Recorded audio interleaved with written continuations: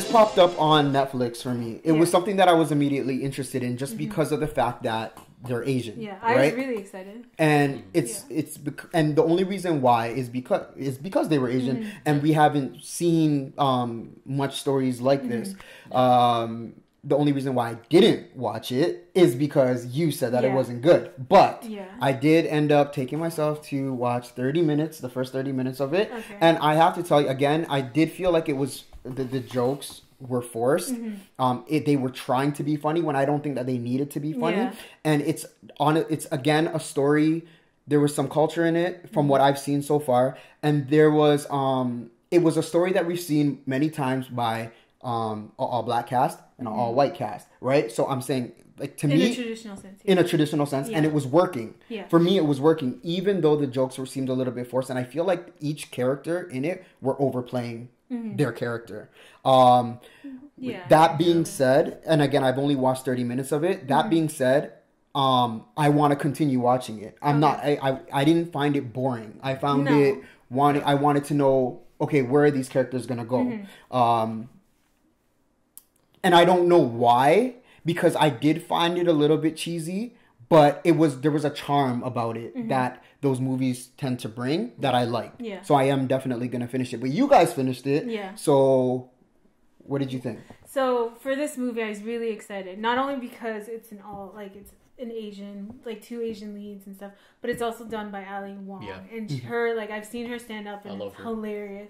So I thought she could translate. And she's written for shows too, like sitcoms and stuff. So I thought it would be really funny and really well written. I just found, like, it was cheesy. Like, it wasn't as funny as I thought it was going to be. The story was there too, and the story wasn't bad. It's just, I thought the story and the comedy could have worked better together, and maybe that's why I didn't enjoy it. Like, I still enjoyed the movie, but I just didn't like it as much as I would love a normal rom-com. Yeah. Because rom-coms, I love rom-coms, but this one, I was like, I didn't really care if these two ended up together. Yeah. Right. But I found there was parts that were funny. Like, I liked the Keanu Reeves part, and like he added such a good comedic touch to it. But then I didn't really care for the male lead either. Like, I was like, okay, he has to change, and I was like, I don't really care. But I like the fact that she was, like, her character, Ali's character, was really strong, and there was nobody fighting over. 2 women weren't fighting over a guy. Like, we didn't have that story. It was just about them. So maybe, like, that's what I liked about the movie. But other than that, it was okay. Anthony? Yeah. I agree. I felt like there were moments where their romance wasn't believable. And I think that just has to do with the fact that both Ali Wong and what's his name again? I forget his name. Yeah. But the 2 of them, I don't think they have romantic chemistry. I think they have good chemistry, but just not as a couple. And I feel like that affected it because there were moments where I was like, I don't know if they really are in love, or I don't know if he really does miss her or she misses him. So I think that was one thing. I also feel like it didn't hit the parts of a comedy that you wanted to, and it also didn't hit the parts of a romance that you wanted it to. I feel like it wasn't good at both. And I feel the mark, and I feel like it kind of clashed. There were moments where I also felt like it was like almost like parody style comedy. So it doesn't know what it wants to be, you're saying? Yeah, kind of. Like, I know it wants to be a comedy with touches of romance in it, but I just don't think it blended well together with the way that the story was written. But what I did like about it was, number one, Ali Wong. I just think she's hilarious. I think she's a funny person, and that's why I wanted to watch it. And I also, I like the fact that it was an all Asian cast. I know we keep talking about that, but I like the fact that, finally we're getting more and more of these. Whether or not they're good, whether or not they're bad, at least we're getting it out there, and then we can progress and hopefully, become movies that are made as often as all white leads or all black cast.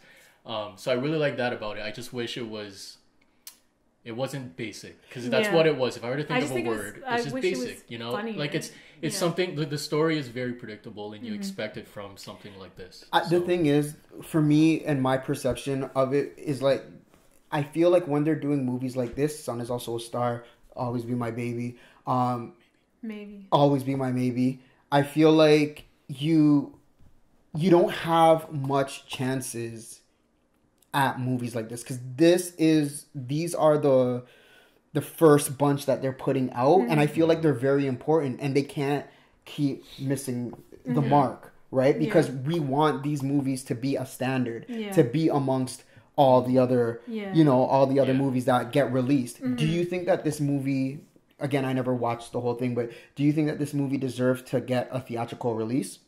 No. What about over A Sun? I would say yes. If you have a movie like The Sun Is Also a Star in theaters, then this movie, I think this was better than The Sun Is Also a Star. Yeah. I feel like if anything, Sun Is Also a Star should have been a Netflix. But I feel like and I got that vibe watching the whole movie of The Sun Is Also a Star, and then watching this one. I got that vibe of, you know what, I could have seen this in theaters and that one on Netflix. That's just me. Yeah. I think if I watch this movie in theaters, I'd be like, that's a lot of money to watch this movie. Do you know what I mean? Yeah. So like, I'm fine with it being on Netflix. Yeah. To your point about like having movies like this do better, we had a movie that was Crazy Rich Asians. Yeah, and it was Crazy Rich Asians, and that came out before these two. So like that set the bar, and it was really good. But I just feel like they should take a note from that. Like, don't copy it or like. Just mimic it or whatever, anything like that, but just use what was successful in that movie with these movies, and they're not doing that. And I was gonna bring that up because again, Crazy Rich Asians is a film that again mirrors movies that we've seen already, right? Yeah. So my thing is, what was it about Crazy Rich Asians that made everyone come out in like flocks and herds to go see it? Was it the promotion? Is it the name?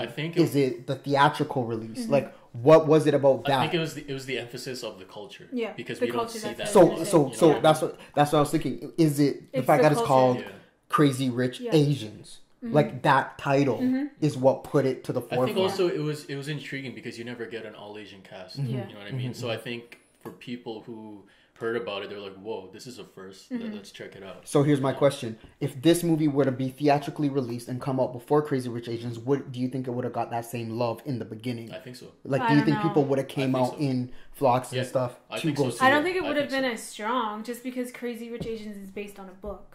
Right, and that series of books is really successful. Okay, right. So like that people had were waiting. That had help for this movie. Plus, you had who was directing it, who was starring in it. So you had all of that.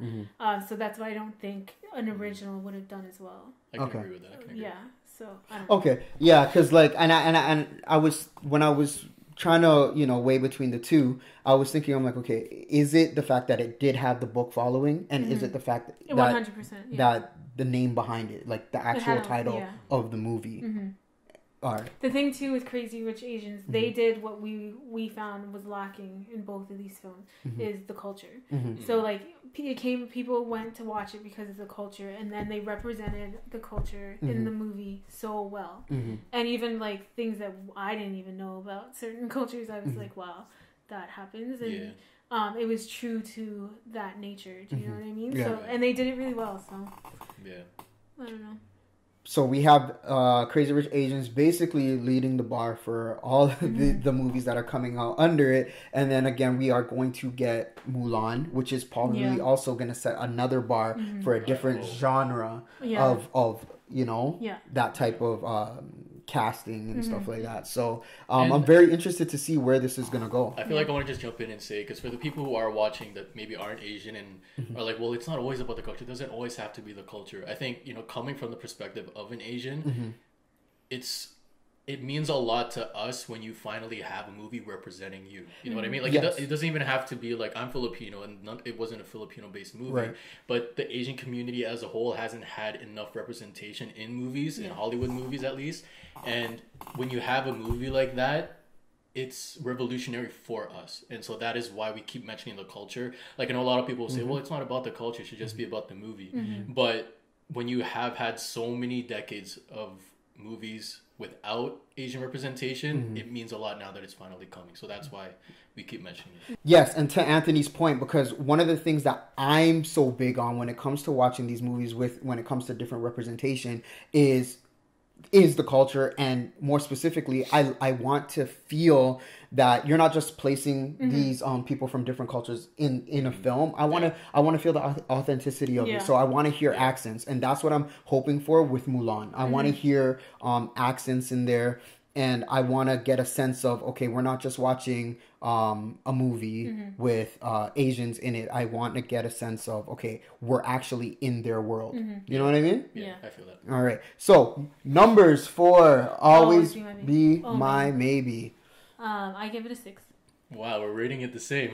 6. Wow, okay. I am going to definitely check out the rest of that movie. I think it looks fun, and I'm gonna finish it, but it's gonna be nowhere near my top list. I will say though, it's not a terrible movie. It's a good movie to watch if you don't have anything else to watch. Exactly. Yeah, that's what I. A party movie. I got that vibe. I got that vibe. Yeah, I think the reason why it's such a low rating for us is because we were so excited for it. We were really excited, and like I think maybe we just had high expectations too, and that could have just been our own faults. But all right, that will do it for this episode of Cinema Circle. Anthony. If you guys want to check out more content from us, you can follow us on Instagram at cinema_circle. We try to post as many movie updates as possible. If you guys want to contact us, you can do so through email at cinemacircle1@gmail.com. All right, from everyone here at Cinema Circle, I want you guys to stay blessed and always keep it 100.